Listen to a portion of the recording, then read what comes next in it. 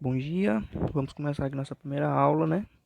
Sobre biodiversidade, na disciplina de ciências, sétimo ano. Para começar a aula, nós vamos entender um pouco sobre o conceito de classificação dos seres vivos. Para isso, eu queria dar um breve exemplo sobre esse conceito de classificação. Tomando uma situação, por exemplo, onde eu sou gerente de um supermercado e eu preciso organizar os alimentos da prateleira de acordo com algum critério. O que eu vou fazer? Eu vou induzir meus funcionários, né? Orientá-los a organizar de acordo com o critério que eu criei. Qual for o critério? Eu posso usar, por exemplo, a embalagem, tamanho, né? Data de validade, o preço, vários outros parâmetros em si. Mas o que eu quero dizer é isso, que o sistema de classificação ele tem que levar em consideração todas as características do que se está querendo organizar. No caso, os produtos, né? Eu vou organizá-los de forma, classificá-los de forma a fazer com que, por exemplo, eles fiquem, o consumidor possa chegar e encontrar o que quer com muita facilidade. É isso que nós vamos ver a partir de agora, só que aplicando esse exemplo com a organização, com classificação de seres vivos, né? Vou continuar. Então, classificação de seres vivos, né? Então, o que ele fala? Que uma maneira de classificar os seres vivos seria pelo tamanho, né? Pela letra inicial do nome, ou ainda pela sua cor. Existem várias. Essa análise das características é que devem ser levadas em consideração no momento da classificação. Por exemplo, eu posso classificar um animal pelo rabo, pelas unhas, pela cor, pelo nome, como ele fala. Existem vários critérios. E o que é relevante é você escolher os critérios mais relevantes nesse momento da classificação, né? A maioria dos biólogos usa o critério, a maneira como critério, a maneira como os animais obtêm o alimento, né? Caso como os animais consomem o alimento, conseguem o alimento. Dessa classificação surgiram dois grupos classificatórios para os animais, né? Os autotróficos e os heterotróficos, que nós vamos ver agora quais são. Seres autotróficos. Né, os principais exemplos de seres autotróficos hoje na natureza são as plantas no meio terrestre e as algas no meio aquático. A principal característica delas duas é que ambas realizam fotossíntese, né? Que é aquela reação onde elas transformam a água e gás carbônicos presentes no seu organismo em açúcar, que posteriormente vai servir como fonte de alimento. Né? Sendo essa é a principal característica que define o ser vivo como autotrófico, né? É a capacidade de produzir seu próprio alimento. Então, quando vier a pergunta, o que é um ser autotrófico? Ah, professor, o ser autotrófico é aquele que produz seu próprio alimento, certo? Muito bem.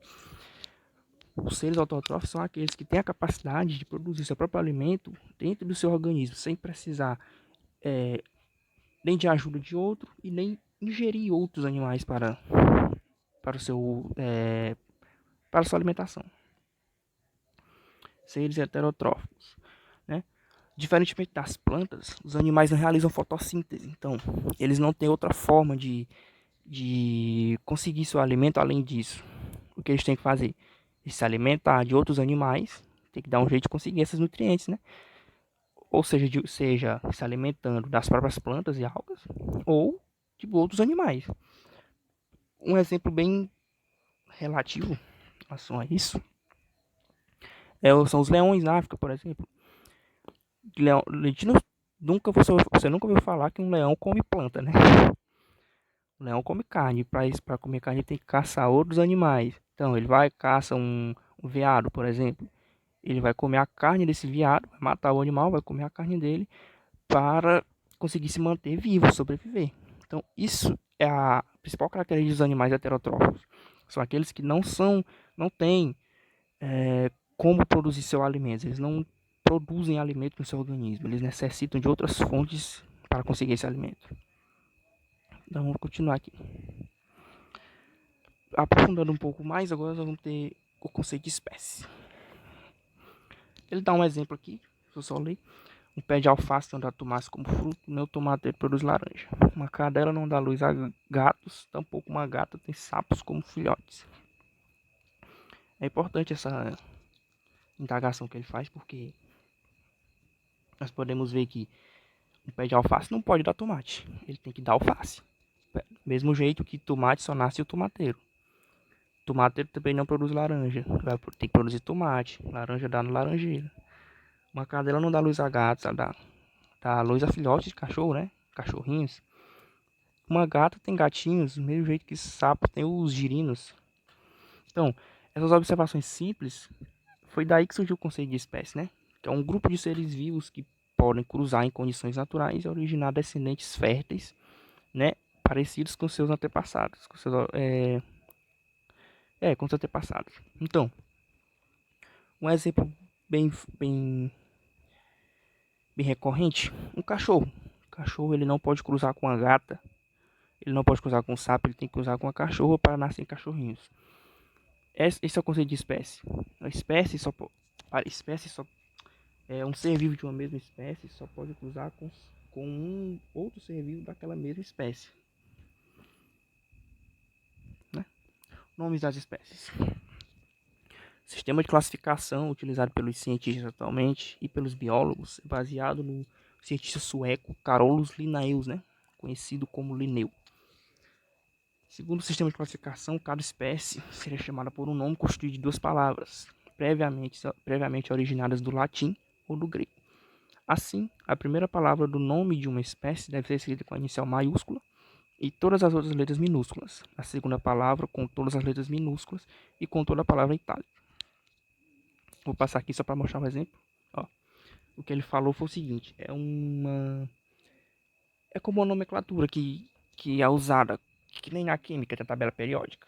Aqui na ciências eles usam essa nomenclatura aqui, ó, para nomear as espécies.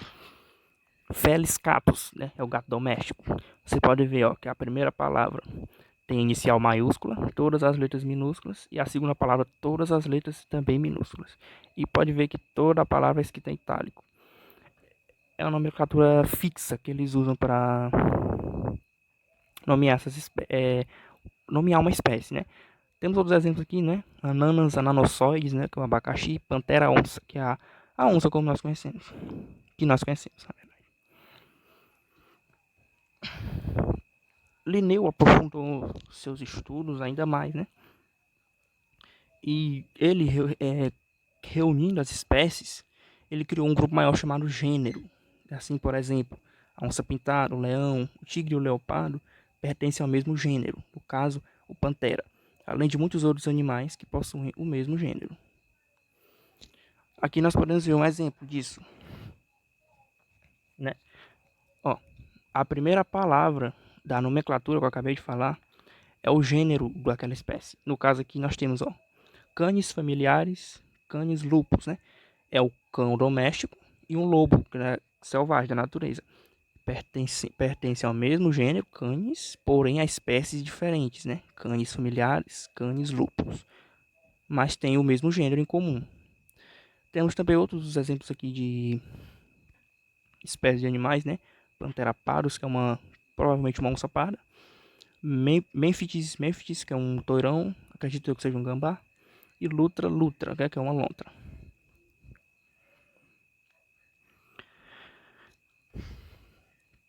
Conceito de biodiversidade.